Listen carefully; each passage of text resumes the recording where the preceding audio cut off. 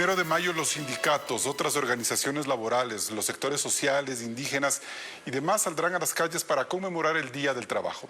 Según sus organizadores, será una jornada con mucha fuerza política. Primero, porque la mayoría de las restricciones por la pandemia en los 2 años anteriores hoy ya no está vigente. Además, se ha dicho que este será un espacio en el cual el gobierno del presidente Lasso medirá el nivel de descontento de aceptación ciudadana por sus políticas sociales, económicas y productivas. De todo esto vamos a conversar hoy con el presidente nacional de Unidad Popular, Giovanni Atariguana, y con Esteban Bernal, ministro de Inclusión Económica y Social. Buenos días a ambos. Empezamos. Señora Atariguana, consignas políticas en la marcha de este domingo 1 de mayo, ¿dónde debiera profundizarse el debate sobre la realidad laboral de los ecuatorianos? Muy buenos días, Carlos. Un saludo a Esteban y a toda la audiencia de Coavisa. El 1 de mayo va a ser sin duda un acto masivo, unitario y combativo de los principales sectores sociales del Ecuador. Los trabajadores, los maestros, los campesinos, pero en general los descontentos de este país, que son millones, tienen la oportunidad de expresar a viva voz, de pie, su insatisfacción luego de un año de gobierno. Un gobierno que se ha mostrado incapaz de resolver los problemas de la población, un gobierno que incumple sus promesas de campaña y un gobierno cuya política económica es profundamente neoliberal y antipopular y que empobrece a los sectores sociales. Por supuesto, será una posición política donde el pueblo, en democracia, se exprese de manera masiva. Ministro Bernal, buenos días. Las últimas cifras del INEC, si bien demuestran que el empleo adecuado ha crecido al 1,1% con respecto a marzo de 2021, es claro que aún este indicador es muy volátil. Solo 2.721 personas tienen trabajo formal. 2.721.000 personas tienen trabajo formal. Y el subempleo y el desempleo tienen un ligero incremento. Ministro, ¿cómo tomar estas declaraciones del presidente Lasso del martes pasado? Escuchemos. Por economía está bien. Lo que me preocupa a mí es la economía de la familia ecuatoriana. Tenemos que preocuparnos de generar empleo. Y la única forma de crear empleo es promoviendo inversiones. Muchos nos están viendo en este momento y dicen, bueno, la economía fiscal va bien, pero ¿cómo va mi economía personal? ¿Cómo va la economía de un padre de familia que siente la angustia de tener que llevar alimentos al hogar de sus hijos? En el gobierno hay conciencia de que la economía llana, la del día a día, no anda bien.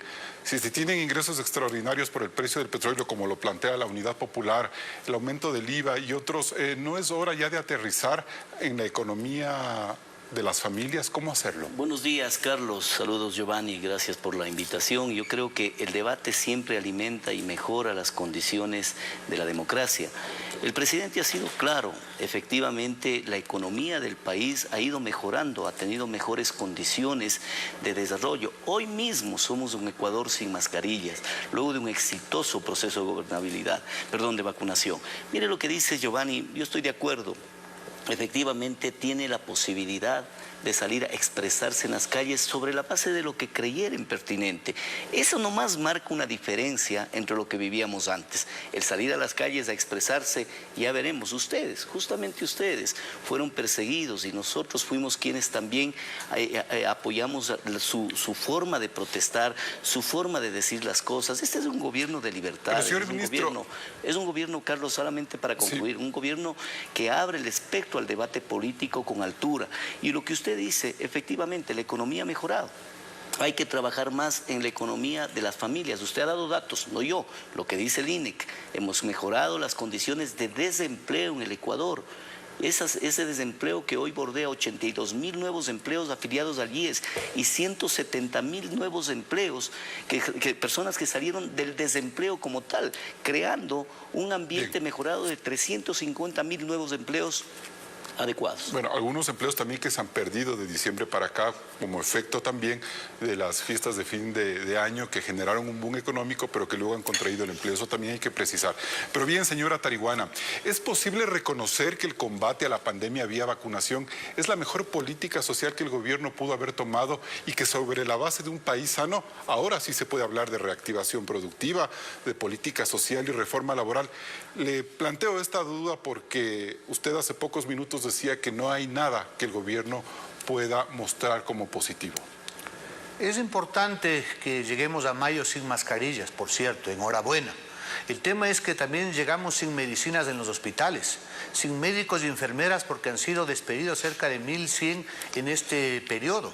Llegamos sin empleo porque efectivamente los pequeños empresarios, los medianos empresarios no tienen acceso a crédito barato y están asfixiados por las altas tasas de interés.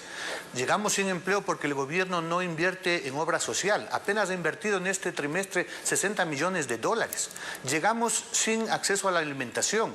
Como ha dicho el presidente de la República, efectivamente los padres de familia sufren porque no pueden llevar el alimento. ¿Cuánto ha subido el pan, el aceite, la cebolla, en general los víveres? Pero, llegamos señora Tarihuana, perdón que le interrumpa, pero un país mal vacunado 11 meses después, ¿estuviera hablando de estos temas o estuviéramos hablando de que estamos enfermos, de que seguimos muriendo, de que el sistema de salud no ha respondido con la principal demanda del mundo, que era la vacunación? ¿Por qué no tener esa grandeza de reconocer lo que se ha hecho bien? Por supuesto, y eso lo reconoce el país. La vacunación ha sido exitosa. El tema es que es totalmente insuficiente. Solamente en el ámbito de la salud estamos hablando de un desmantelamiento del sistema público de salud. Vemos cómo están colapsados los hospitales, tanto del Ministerio de Salud como del Instituto Ecuatoriano de Seguridad Social. Y hay una responsabilidad clara que la tiene el presidente de la República porque, por ejemplo, en el caso del IES, no ha establecido un solo pago de la deuda que mantiene el Estado con la Seguridad Social. Eso significa que los hospitales están colapsados, no hay medicinas, no hay insumos, las cirugías se posponen, las citas son meses después y eso significa que la vida, la salud del pueblo ecuatoriano todavía no está siendo atendida. Gracias, Giovanni. Ministro, antes de seguir con el siguiente tema, me parece interesante lo que plantea Giovanni Tarihuana, ¿no? Y que mucha gente se queja. Hemos vivido una buena jornada de vacunación, pero el resto de atención médica en el sistema de salud pública es pobre, tiene problemas, falta de medicinas, negligencia administrativa. ¿En qué momento vamos a empezar a ver que las cosas cambian? Mire, Carlos, yo creo que hay que generar una precisión. Ahí Giovanni ha sido bastante impreciso, por no decir que ha dicho cosas que no son verdad. La inversión en política pública social bordea más de los 250 millones de dólares. Solo en la reapertura de los CDIs, Giovanni, 170 millones de dólares. Solo la inversión para crear el nuevo bono de 1000 días, que contrasta un gran mal penoso que vive el Ecuador, que es la desnutrición crónica infantil, se invertirá en este año 22 millones de dólares. A ello, súmele el manejo de los programas Creciendo con Nuestros Hijos. Todo esto vinculado a un grave problema que nunca en el Ecuador se ha tratado con respecto a la desnutrición crónica infantil. Somos el segundo país en la región, solo debajo de Guatemala, por encima de Haití, por encima de Venezuela, con respecto a este gran mal que aqueja a nuestros niños de 0 a 2 años. Ahora, con respecto... No, perdón, le preciso una cosa, señor ministro, porque me parece a mí que esas cifras son ciertas y es verdad que el gobierno se ha comprometido a cambiar el tema de la malnutrición en el país.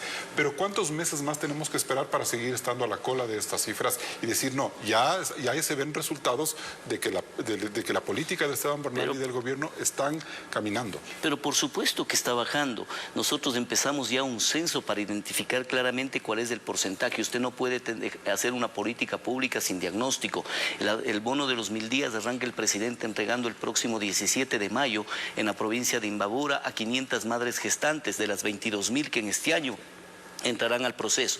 Y lo que mencionó sobre el respecto de la política de salud, efectivamente hemos mejorado la calidad de vida de los ecuatorianos a partir de una vacunación exitosa. Hoy es Ecuador sin mascarillas, pero también tendremos el proyecto de externalización de las medicinas con 500 farmacias ya calificadas y entrará en vigencia en el mes de mayo para que los usuarios de los hospitales públicos puedan acceder a medicina gratuita de manera eficiente. Sí, ahí la solución que mencionabas. Voy enseguida con Giovanni Tarihuana, pero señor ministro, en un año el país ha invertido $1.000 millones en bonos sociales a 236.000 personas a nivel nacional.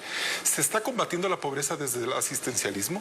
1.290 millones de dólares inclusive, mi estimado Carlos. Uno no puede dejar de generar un abrazo social en un evento post-pandémico y post-política pública negativa de más de 14 años. Es indudable que creció el nivel de desempleo, creció el nivel de pobreza y pobreza extrema. Dejar de hacer hubiese sido irresponsable. Lo que hemos hecho es incluir a quienes están en los deciles 1, 2, 3 y excluir aquellos que fueron de manera clientelar ingresados que sin merecerlo recibían la protección del Estado.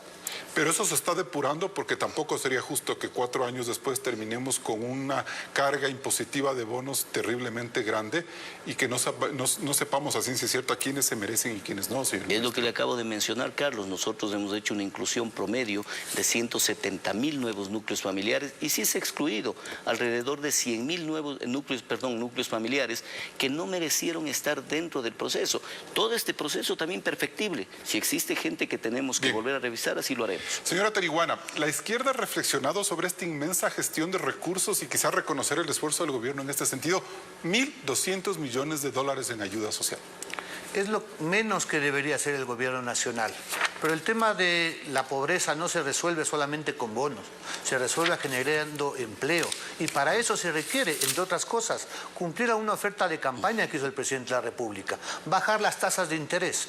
Nosotros nos preguntamos, ¿el gobierno del encuentro significa el encuentro entre los colegas de la banca para mantener tasas de interés totalmente, digamos, altas y que tienen asfixiadas no solamente al pequeño productor del campo, sino a la pequeña y mediana empresa, en general a los comerciantes? No hay una política pública. Yo me refería, y son datos absolutamente ciertos, a la inversión en la obra pública. El primer trimestre de los 1.200 millones, que de paso es la inversión más baja de los últimos años que tiene planteado el gobierno, apenas han ejecutado 60 millones. Estamos hablando de un gobierno que tiene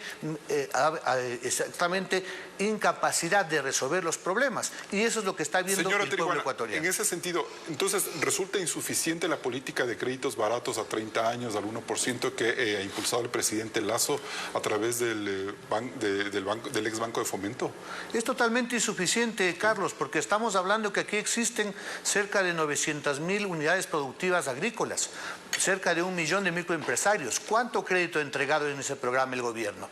¿1.000 créditos? ¿500 créditos? ¿5.000 créditos? Es totalmente insuficiente. Precisamente una de las propuestas que tenemos es que el excedente del precio del petróleo, que van a ser cerca de 3.000 millones de dólares, una parte importante debería ser precisamente para fortalecer ese programa, que de paso, además, en función de los trámites burocráticos, vuelve inaccesible en la práctica el acceso al crédito barato. Señor Bernal. Mire, yo creo que escucharle a Giovanni cuando decía esto no se soluciona con política social, sino creando empleo, parecería ser que es parte del gobierno nacional, en buena hora, porque ese es el pensamiento coherente de la nueva visión de la política pública y la política económica. Mi querido Giovanni, no son 1.000 créditos, casi 100.000 créditos se han entregado al 1% hasta 30 años y hasta $5.000. El propio MIES, a través del CONAFIP, va a entregar también una cantidad considerable de 8.900.000 para seguir incrementando esa propuesta de llegar quizá al 1.000.000 de créditos para aquellos pequeños productores. En educación, que usted siempre defiende y que es prudente que lo sigan defendiendo como bandera de lucha, crecimos en el presupuesto consolidado en el 21%, de 2.812 millones de dólares a 3.410 millones de dólares. Organizaciones políticas como las de ustedes deberían aplaudir que esto se haga en el gobierno nacional, en donde se vino perdiendo la inversión en educación, llegando a 2.800, hoy volvemos a tener un presupuesto de 3.400 millones de dólares. Ahora, señora Teriguana, ya vamos al centro de la marcha del próximo domingo. ¿Cómo van las mesas de diálogo sobre la reforma laboral? ¿Nos darán la alegría a los ecuatorianos de que gobierno y sindicalistas se juntarán el hombro? Carlos, en primer lugar hay que tener claro que más allá de la propaganda oficial, de las cifras que se manipulan, hay una realidad que es inocultable. El pueblo ecuatoriano enfrenta la pobreza, el desempleo y en algunos casos el hambre. Veamos, 100.000 créditos es lo que el gobierno ha ofrecido para todo el periodo y obviamente es totalmente insuficiente. Por otra parte, es evidente que necesitamos una política pública que genere empleo, pero empleo digno. No estamos de acuerdo con legalizar la flexibilización laboral, la precarización. En ese sentido, hablemos de las mesas de diálogo sobre reforma laboral, señora Teriguana. Bueno, las mesas de diálogo tienen al Frente Unitario de los Trabajadores con el Ministerio del Gobierno. Y hemos escuchado a los líderes sindicales que han presentado todo un proyecto de un moderno código orgánico del trabajo. Lo que no no hay acuerdo precisamente es en tener dos regímenes. Uno que tiene todos los derechos para los trabajadores y otro, que es el con el que sueñan los grandes empresarios, es legalizar la explotación laboral. Precisamente ahí no va a haber acuerdo, porque lamentablemente tenemos un gobierno obsesionado con la política neoliberal, con las recetas del Fondo Monetario Internacional y obsesionado con las privatizaciones. Hay otra parte del país que no estamos de acuerdo y por eso va a haber un conflicto social. Perfecto. Señor ministro, ¿están teniendo la oportunidad de hacer una buena reforma laboral que mejore el tejido social del país? Mire, nosotros estamos en procesos de diálogos permanentes. De hecho, Carlos, el próximo 5 de mayo tendremos una reunión con el Frente Unitario de Trabajadores. Se ha generado un proceso de sensibilización, reformas laborales que deberán dar a la mano no solamente con quienes tienen trabajo, fundamentalmente con quien no los tiene. Marcelo López, por ejemplo, presidente de la Asociación de Desempleados en el Ecuador, tiene y debe participar en esto porque hay que hablar con aquellos que no tienen empleo, no con los que tienen, porque hay que generar mecanismos normativos para que accedan a empleo a aquellos que no lo tienen. Y Giovanni, una precisión nuevamente, no 100.000 en el periodo, 1 millón le había mencionado, 100.000 a la fecha, no es los 1.000 que usted dice, 100.000 a la fecha, créditos del 1% y hasta 30 años plazo. Giovanni Tarihuana, ¿la marcha del domingo será una marcha que tenga como fin la desestabilización del gobierno nacional? Defender los derechos, la vida de la población, levantar la voz frente a la ausencia de una política pública que resuelva los problemas, dejar claro que hay una oposición al gobierno neoliberal, no es desestabilizar el gobierno, es hacer democracia, es participar, porque mientras en las altas esferas quienes están en el poder, los políticos en el poder, se ponen de acuerdo en pactos de impunidad, no resuelven los problemas de la población. Es por eso que hemos dicho fuerte y claro, el 1 de mayo tenemos una consigna central, ni Lazo ni Correa, solo el pueblo salva al pueblo. O sea, ¿se cae o no se cae el gobierno el 1 de mayo para ser extremistas, señora Tarihuana? Yo creo que el gobierno no va a caer el 1 de mayo, pero si el gobierno insiste en tener una política de oídos sordos, no da respuestas y seguir a pie juntillas las políticas del Fondo Monetario Internacional, el pueblo tiene la oportunidad de pedir cambio de política. Y en democracia hay distintas alternativas, por supuesto, una muerte cruzada, un adelanto de las elecciones, la revocatoria del mandato, pero necesitamos efectivamente soluciones. Giovanni. Señor Bernal. Bueno, yo creo que ustedes tienen todas las garantías necesarias del gobierno nacional. No soy un vocero oficial del Ministerio de Gobierno, pero entiendo la política pública de nosotros de mejorar la condición de libertad de expresión. Ustedes fueron perseguidos por los gobiernos anteriores y nosotros fuimos los que apoyamos para que aquello no se dé. Ustedes apoyaron a Correa, no nosotros. Usted votó por Correa, yo no. Nunca. ¿No va a haber represión policial como en las últimas marchas, Esteban Bernal? Jamás puede haber represión policial. El presidente ha demostrado su tolerancia absoluta a la crítica, su tolerancia absoluta a la protesta, pero eso sí, respetando la democracia, respetando la estabilidad democrática, respetando el Estado de Derecho. Todos tenemos derechos, pero también tenemos obligaciones y responsabilidades. Y queremos agradecer con la altura con la que Giovanni Tarihuana y Esteban Bernal han debatido este viernes en Contacto Directo. Muchas gracias a ambos.